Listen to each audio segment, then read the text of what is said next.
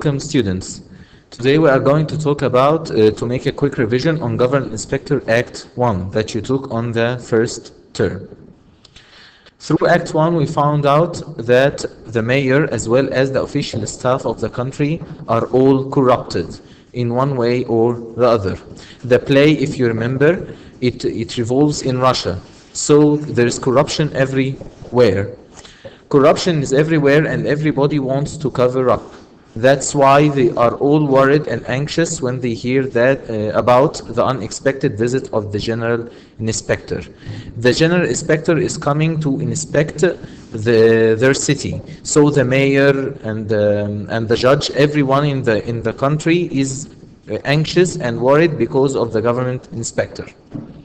The mayor himself takes bribes, fur coats for his wife. The judge takes bribes and shuts his eyes to what goes on in his courthouse. We find that the mayor takes expensive gifts as fur coats for his wife. This is a bribe. He takes money that is not allowed for him to make favors for others. The judge takes bribes and shuts his eyes to what goes on in his courthouse. The clerk reads geese in the waiting room and he always smells of vodka. So we see that the judge in his courthouse, there is also corruption. His clerk breeds geese in the waiting room and he is always drunk. He always drinks vodka.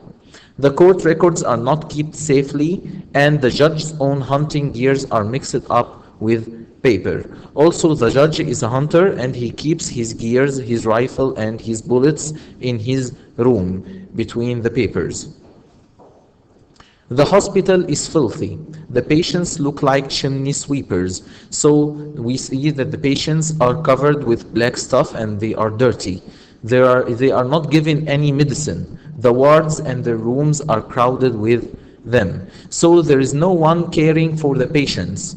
No one is looking at them. There are no proper records about the patients, their names, what they suffer, when they were admitted, and so on. So there is no official records about what illness they have or what the medicine they take. There is nothing in order. The teachers of the school are not any better. One teacher always shows funny faces, another fills the young heads with godless ideas and gets hot-headed and breaks government property. We see even the school teachers are not corrupted, they are also corrupted. One of them make funny faces while explaining, while the other is fill the young heads with godless ideas. He doesn't believe in God. So what does he do? He says to the children that there is no God, and this is wrong. And he also, when he gets angry when he is explaining and breaks chairs and tables. The constable steals silver spoons and take more material for his uniform than his rank entitles him. So the constable is the police in Russia. So he steals, he is a police, but he steals, and he takes more material for his uniform than his rank entitles him.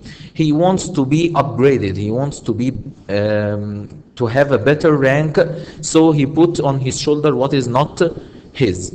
The fund for building a hospital chapel was stolen and it was never built.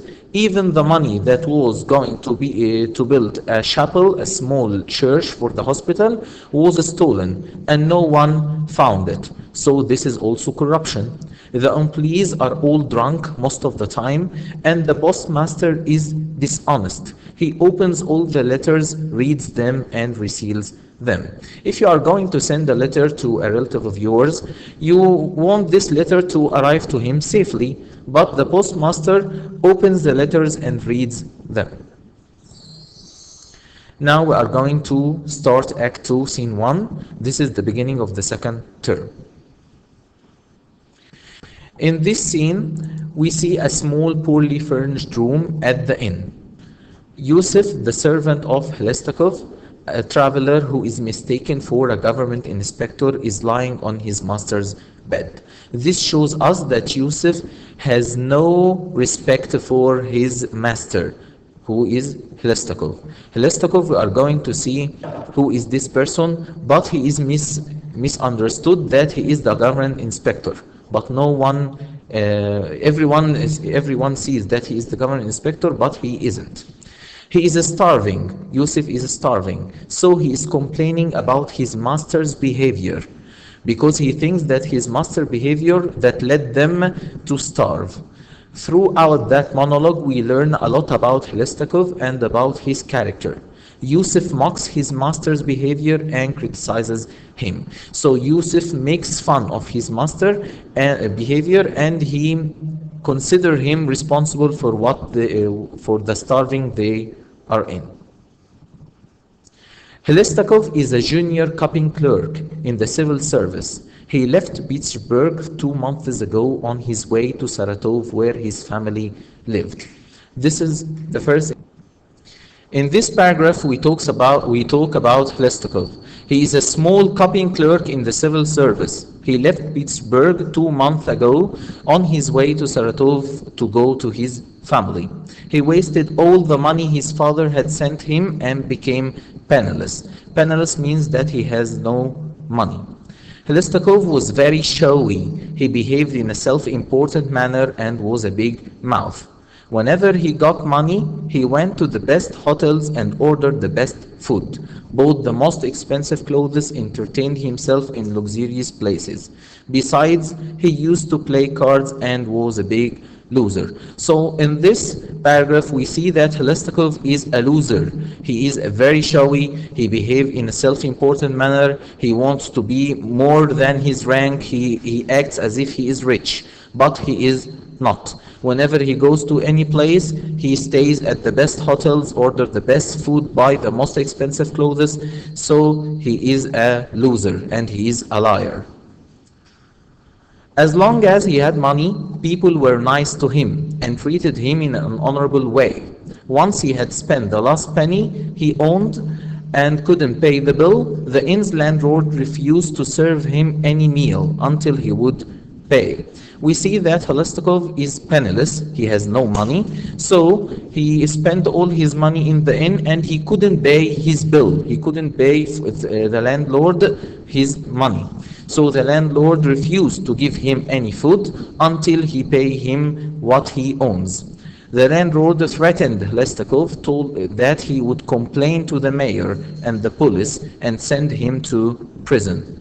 So the landlord threatened and told Hlestakov that I would call the mayor, I would get the police and send you to prison. But finally, the landlord agrees to serve him a poor dinner that served for the low-class customers. After Hlestakov had his dinner, Yusuf announced the arrival of the mayor. So finally, because Hlestakov begged the landlord, he agreed to give him a poor dinner, that is the low-class customers' dinner, so he would eat. A misunderstanding took place when the mayor came.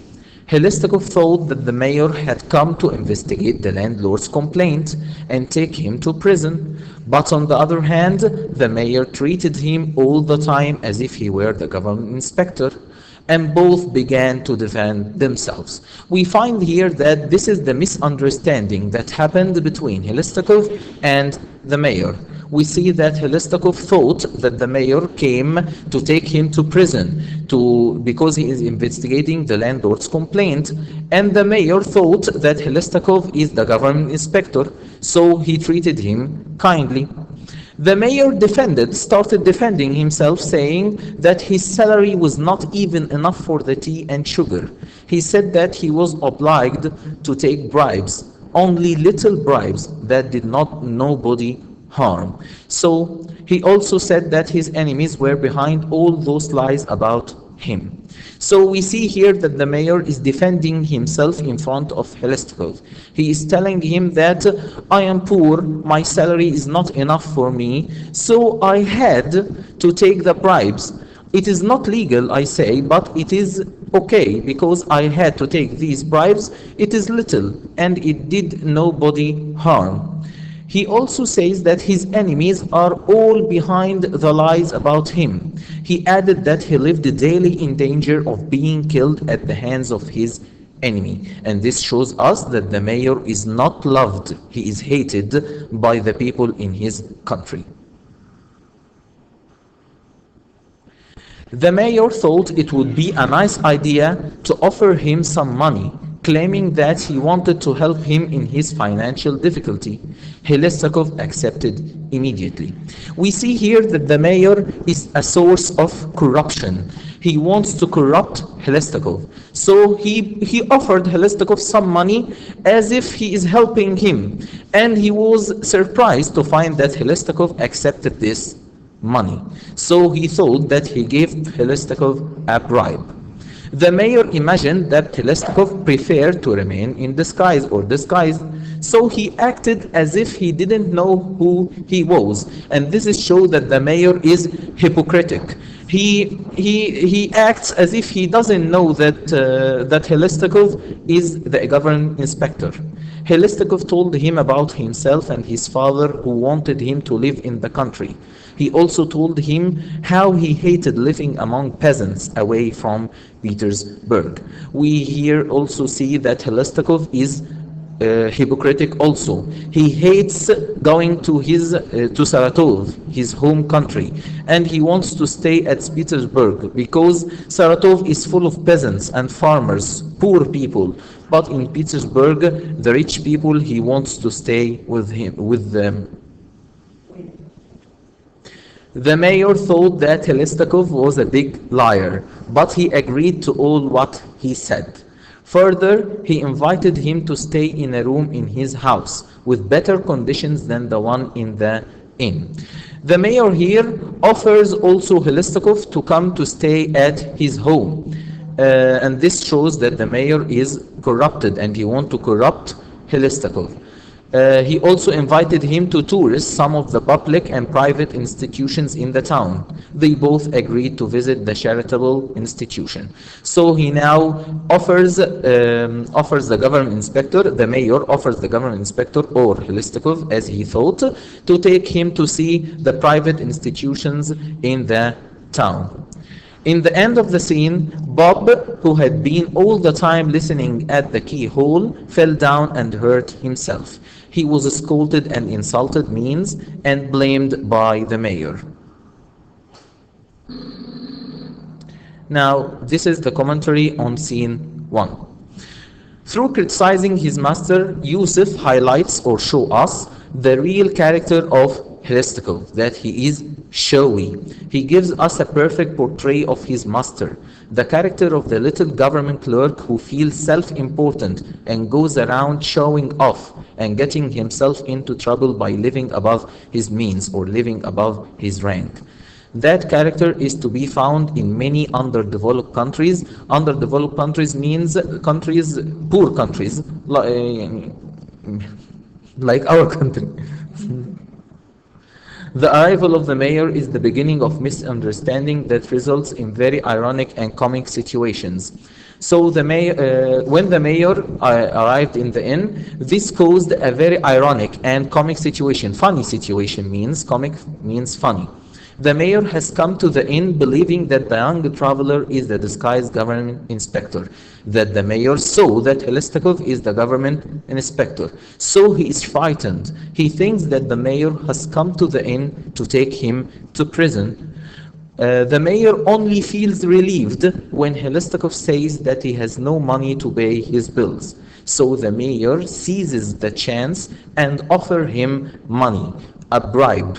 Helestakov is so glad because that was a good chance for him to get out of trouble. He gladly accepts the money with a promise to pay it back as soon as he gets home.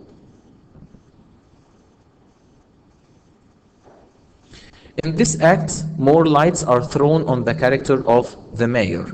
He is not only a corrupted person, but he is also ready to corrupt all people so as to gain them to his side. We see this when he corrupted Helestakov and offered him money and offered him a place to live. His hypocrisy is clear in this act. He knows well that the young inspector is telling lies, but he didn't say anything. So he is what? He is hypocritic. This means that he gives people what is not right for them. He pretends to believe every word he says. He also claims that inviting the general inspector to stay in his own house because comes out of mere generosity, not out of hypocrisy. When he invited Helistokov, it is not because he wanted something from Helistokov, but because he is generous and kind, not that he is hypocritic. And this is of course wrong, because we know that the mayor is corrupted and he wants to corrupt Helistokov. Now, my students, this is some questions on this scene. You are going to answer them alone, and when you come to school, inshallah, I'm going to answer it with you and write it in your copybooks.